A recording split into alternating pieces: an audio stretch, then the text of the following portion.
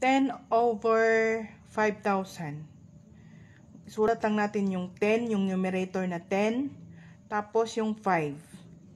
10 divided by 5 equals 2. Ilagay natin yung 2. Ayan.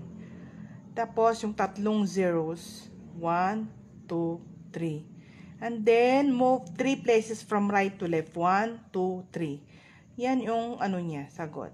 0.002 or 2 thousandths. Ayan.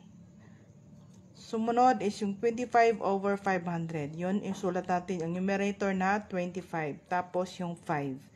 25 divided by 5 equals 5. Yan. Tapos yan, 5 sulat natin dyan. Tapos yung dalawang zeros. Yan. Then, 2 places from right to left.